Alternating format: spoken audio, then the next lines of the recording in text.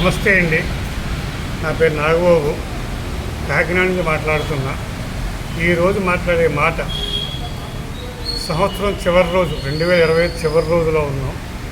కొత్త సంవత్సరానికి స్వాగతం పలుకుతూ కొత్త రాజకీయ ఆరంగరేటానికి కూడా దారులు పడుతున్నాయా అన్న ఆలోచన మీతో పంచుకుంటున్నా. అయ్యా, ఆంధ్రప్రదేశ్ రాష్ట్ర ముఖ్యమంత్రి చంద్రబాబు గారు, ఇది మీకే తెలియపరుచుకుంటున్నా.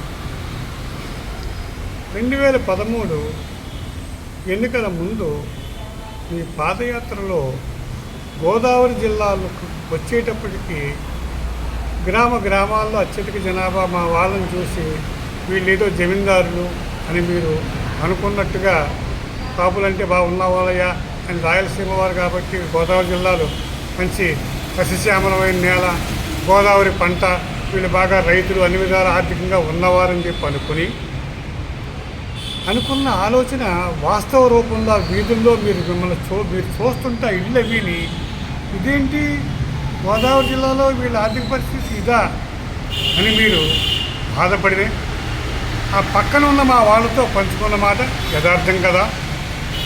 అలాగే అక్కడి నుంచి గోదావరి జిల్లా పూర్తి అయ్యేటప్పటికి పిఠాపురం వచ్చేటప్పటికి వాస్తవ రూపం పూర్తిగా మీకు అర్థమయ్యి ఉప్పాడ దగ్గర మీరు చెప్పారు, కాపులకి నేను పెద్ద కొడుకుగా ఉంటా, మీ ఆర్థిక పరిస్థితి మొత్తం చూసా, మీకు నేను తోడుగా ఉంటా, పెద్ద కొడుకుగా ఉంటా, మీ కష్టంలో నేను చూస్తా అని అనటంతో ఆ వేళ గతంలో ఉన్న ఏమనుకున్నా అవన్నీ మరచి మిమ్మల్ని అందరం ఎక్కించి మా చంద్రబాబు గారు మీరు ఇచ్చిన ప్రతి హామీ నెరవేరుస్తానని మీ మాటతో విని మీరు గద్దెక్కారు. ఆనాటి నుండి నేటి వరకు తీసుకుంటే కొత్త సంవత్సరంలో కొత్త ఆలోచనలు పుట్టడానికి కారణం కూడా వేదిక మీరే అవుతున్నారు. ఎన్నో జరిగినాయి, అన్నీ మీకు తెలుసు. కానీ నేషనల్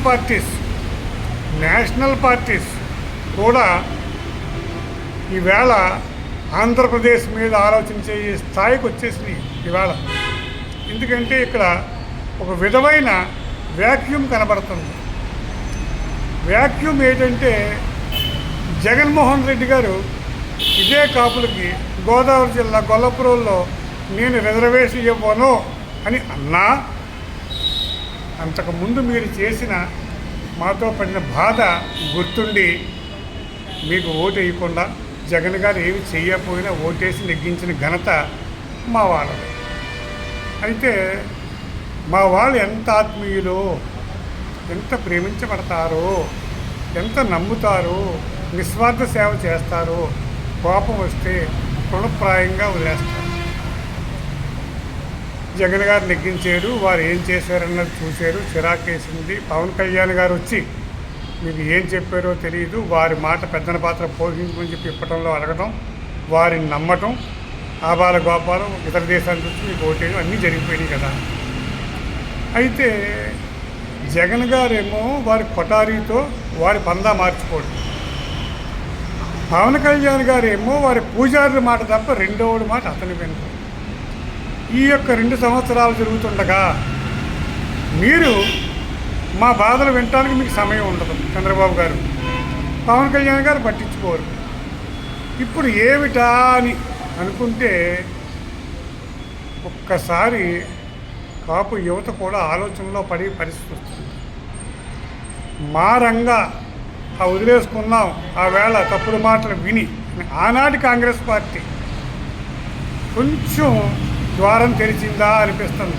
ఎందుకంటే తెలంగాణలో కాంగ్రెస్ పార్టీ ఎవ్వరు ఊహించిన విజయం ఎలా సాధించిందో ఇప్పుడు కాంగ్రెస్ పార్టీ దిగమంగిత వంగవీటి మోహన్ రంగా గారి అబ్బాయి రాధాబాబుని ముఖ్యమంత్రిగా అనౌన్స్ చేద్దామా అనే ఆలోచనలో ఢిల్లీలో కొంతమంది పెద్దల ద్వారా మాట విని ఒకసారి ఈయన వెళ్ళటం, వారితో మాట్లాడటం, వారు మళ్ళీ కొత్త సంవత్సరంలో కూర్చుంటాకి ఏయో సంకేతాలు అందినట్టుగా అక్కడ కొంతమంది వేగులు నాకు మిత్రులు తెలియపరచటం, ఇవన్నీ చూస్తుంటే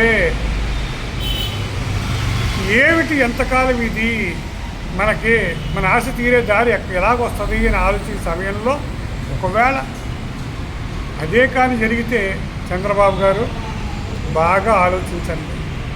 ఎందుకంటే గోరుతో పోయేది గొడ్డల దాకా మీరే తీసుకొస్తున్నారు. ఎందుకంటే మా సమస్యలన్నీ మీకు తెలుసు, మా జీవోలన్నీ మీకు తెలుసు. ఓ పక్క బీసీలు కూడా మాకేమిటి అంటున్నారు.